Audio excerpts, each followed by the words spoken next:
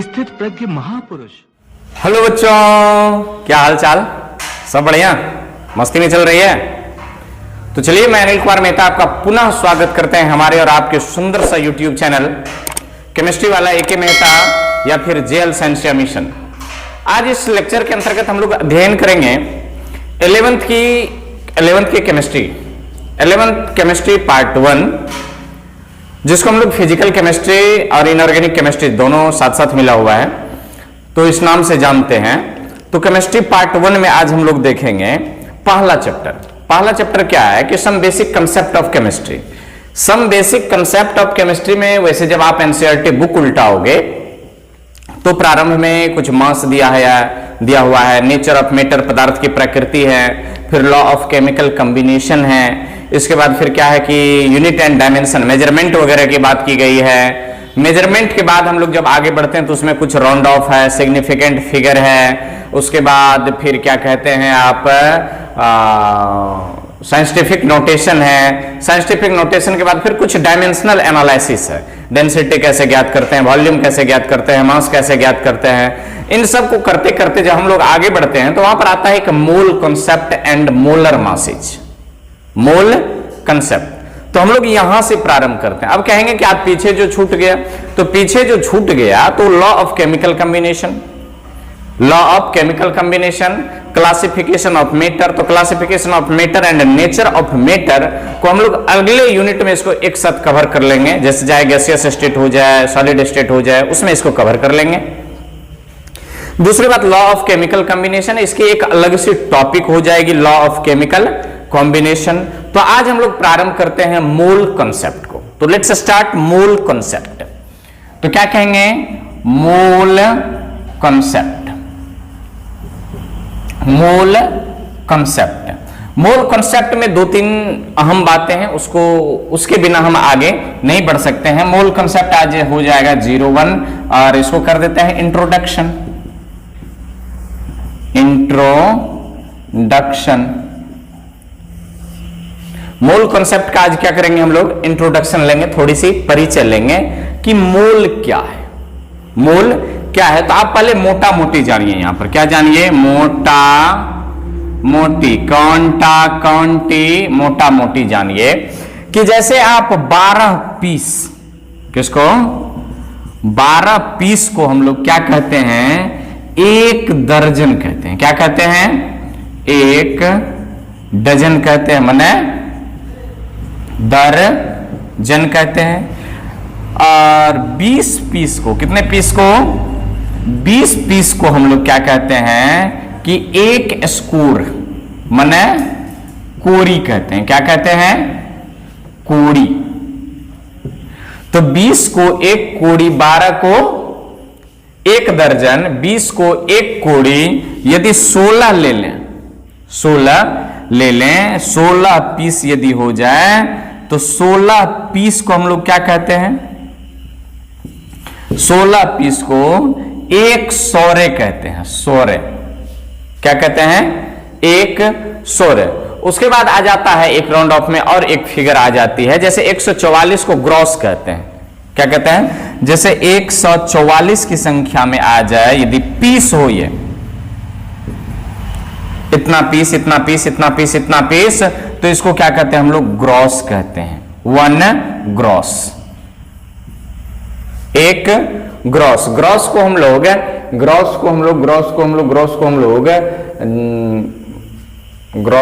लोग रहिए। उसके बाद आइए, जैसे 24 पीस हो जाए, 24 पीस हो जाए, मोल के बारे में जानते हैं, पहले मोटा मोटी जानते हैं। 24 पीस को हम लोग क्या कहते हैं? एक जिस्ता। क्या कहते हैं इसको? एक जिस्ता, एक जिस्ता कहते हैं, मतलब जिस्ता।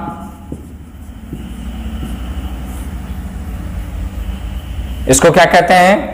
एक जिस्ता कहते हैं। ठीक उसी प्रकार 6.022 into 10 to the power 23 piece को 23, ठीक उसी प्रकार, नहीं, ठीक उसी प्रकार ठीक उसी प्रकार 6.022 × 10⁻23 पीस को हम लोग क्या कहते हैं? 1 मोल कहते हैं। तो 1 मोल बराबर कितनी संख्या, कितने पीस? 6.0 × 10⁻23। जिस प्रकार 12 पीस को 1 दर्जन, 20 को 1 कोरी, 16 को 1 सोरे, 144 को 1 ग्रॉस, 24 पीस को 1 जिस्ता, ठीक उसी प्रकार 6.022 × 10⁻23 को पीस को क्या कहेंगे? 1 मोल कहेंगे। क्या आप कह सकते हैं कि मोल का डेफिनेशन ऐसे ही है? तो नहीं, मोल के डेफिनेशन ऐसे नहीं। ये तो आपको नंबर बताएं कि मोल कितने संख्या के बराबर होता है। तो मोल को हम कैसे डिफाइन करें? सोचो सोचो, मोल को कैसे डिफाइन करें? तो मोल क्या है कि मोल क्या कहते हैं? मोल इज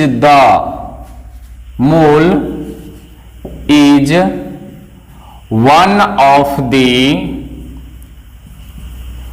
7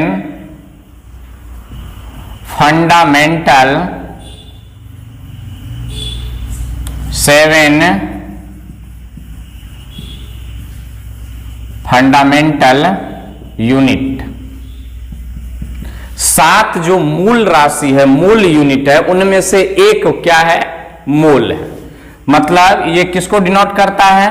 तो अमाउंट ऑफ सबस्टेंस का। ये किसको डिनोट करेगा? अमाउंट ऑफ सबस्टेंस का फंडामेंटल यूनिट है मोल। सिंबल क्या होता है इसका? सिंबल क्या हो जाएगा? तो सिंबल हो जाता है MOL, मोल। मोल क्या है? Mole is one of the 7 fundamental unit. 7 मौलिक राशि में से, मौलिक इकाई में से, मूल इकाई में से एक इकाई क्या है? मोल है। किसका? तो unit of, fundamental unit of substance, amount of substance. Symbol क्या हो जाता है इसका? मोल। सिंबल क्या हो जाता है? मोल। जैसे 7 मूल राशि है आपके फिजिक्स में, तो फिजिक्स में से एक उसमें से क्या है? पदार्थ की मात्रा, अमाउंट ऑफ सबस्टेंस। तो उसका मात्रक क्या हो जाता है? मोल, जिसका सिंबल क्या है? MOL, मोल। मोल बराबर कितनी संख्या? तो ये आपको संख्या याद रखनी है, पर ये आया कैसे इसको देखना है। आया कैसे इसको देखना है।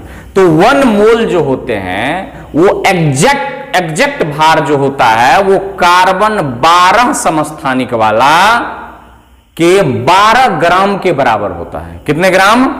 12 ग्राम के बराबर होता है। तो मोल को पहले डिफाइन करेंगे। मोल को क्या करेंगे?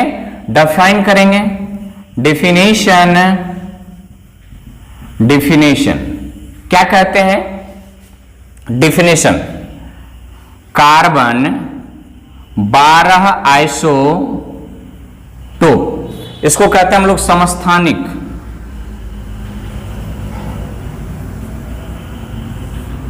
क्या कहते हैं? समस्थानिक।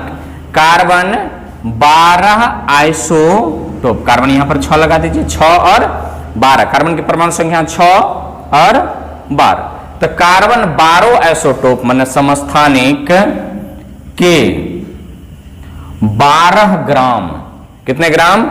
12 ग्राम या 0.012 केजी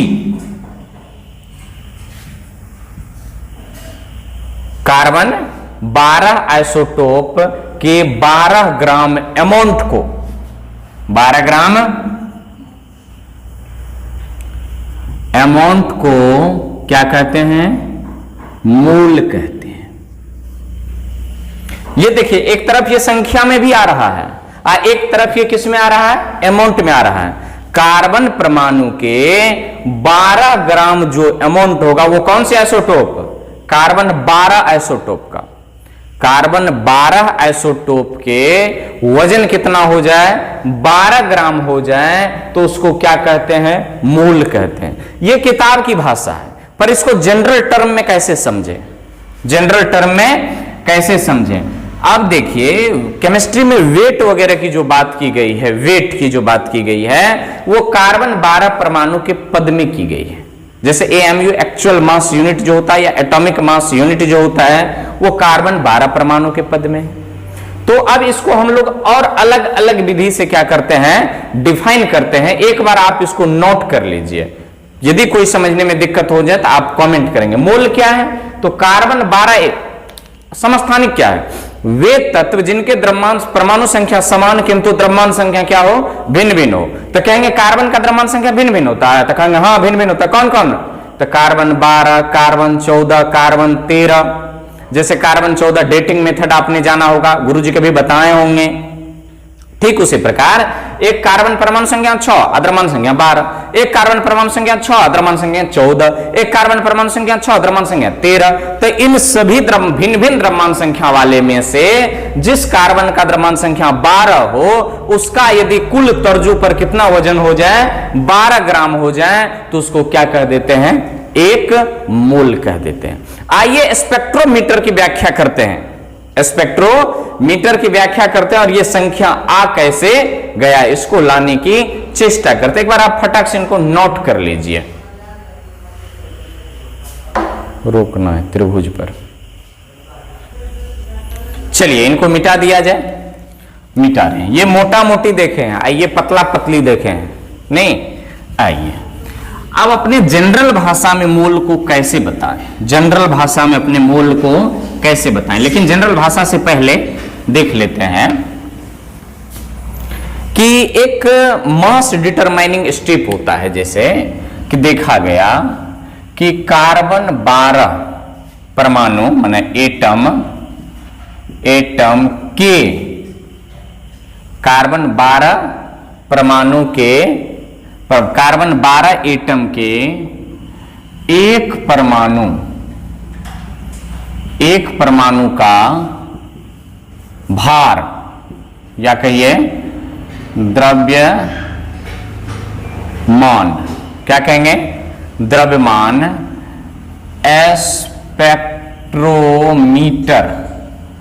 स्पेक्ट्रोमीटर से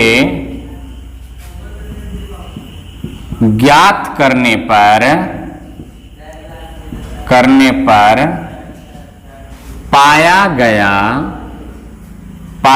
कितना पाया गया, 1.9926 है, 1.9926 इंटू 10 टू द पावर -23 ग्राम।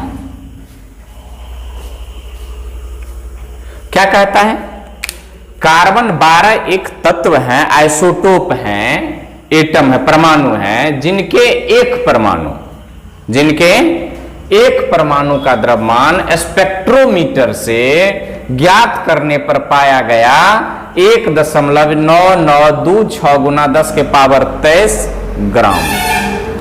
तो एक परमाणु का भार 1 ग्राम, इतना ग्राम, तो कार्बन 12 ग्राम में कितना परमाणु, चूंकि 12 ग्राम बराबर 1 मोल हो रहा है, नहीं तो क्या कहेंगे, एक कार्बन 12 के एक परमाणु का भार, कार्बन 12 एटम के एक परमाणु का द्रव्यमान स्पेक्ट्रोमीटर से ज्ञात करने पर, ये एक्सपेरिमेंटल वैल्यू है, याद रखेंगे, एक्सपेरिमेंटल, कौन सी वैल्यू, एक्सपेरिमेंटल वैल्यू है। तब यहां से चूंकि नियम लगाइए, कौन सी नियम, एक परमाणु का द्रव्यमान द्रव्यमान बराबर 1.9926 गुना 10 के पावर -23 ग्राम। एक परमाणु का द्रव्यमान कितना ग्राम, 123 ग्राम। तो 12 ग्राम बराबर 1 मोल होता है, 12 ग्राम बराबर 1 मोल होता है, होता कि नहीं होता है।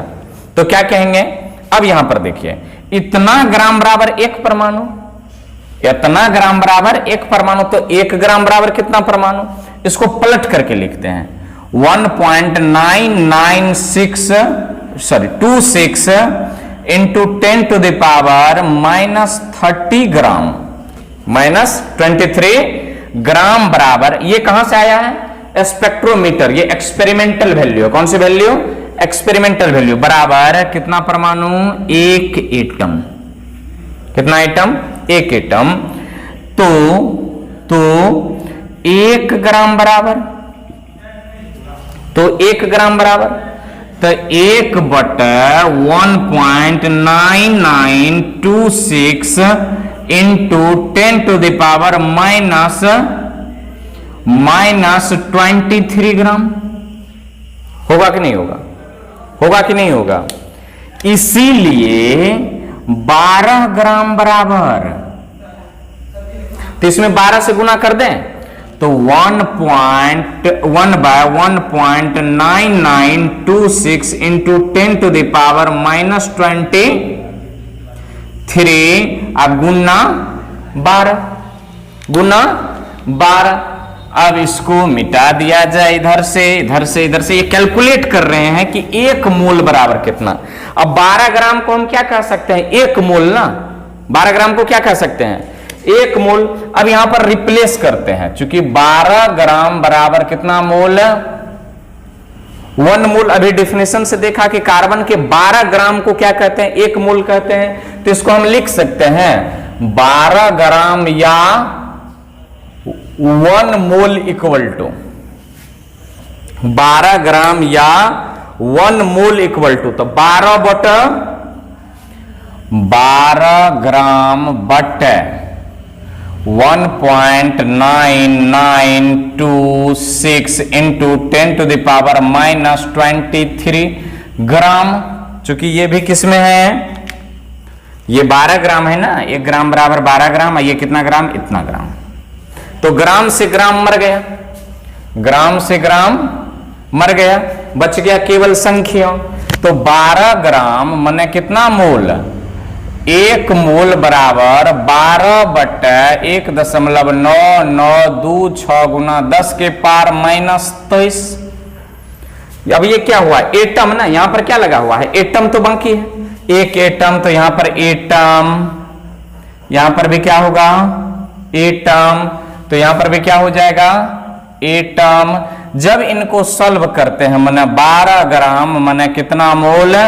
1 मोल बराबर सॉल्व करते हैं तो ये आता है सॉल्यूशन के बाद 6.022 इंटू 10 टू द पावर, इसको ऊपर भेजेंगे तो प्लस में, तो 23 एटम।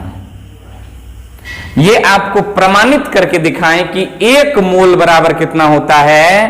तो यहां पर क्या कहेंगे? 1 मोल बराबर 6.022 into 10 to the power 23 atom. नहीं, ये संख्या। क्या है? संख्या। एटम ही लिख लीजिए यहां, या पार्टिकल लिख लीजिए, पार्टिकल। ये सॉल्व करके आया, और यहां पर पार्टिकल क्या है? एटम है। क्लियर? पहले तो दिखाएं कि 6.022 इंटू 10 टू द पावर 23 बराबर 1 मोल होता है।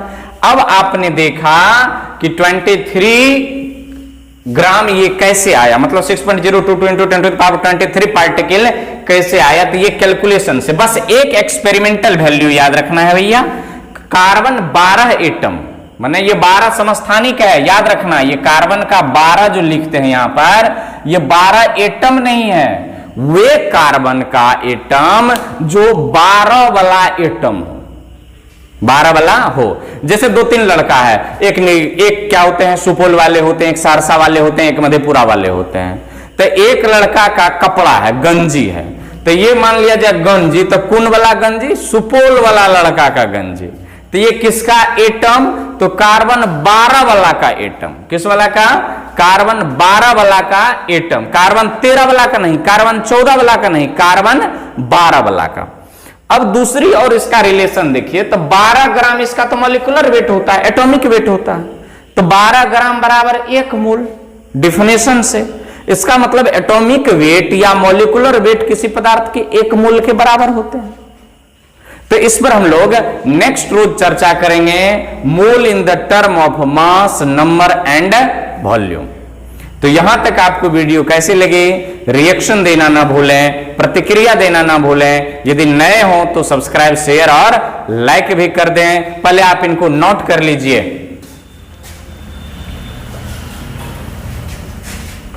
नोट कर लिए होंगे, तो चलिए हम चलते हैं 02 में आएंगे, जब मूल कॉन्सेप्ट या हो या फिर प्रथम चैप्टर हो, some basic concept of chemistry. जब दूसरे लेक्चर के साथ आएंगे तो आपको बताएंगे मूल के अगली कहानी। धन्यवाद।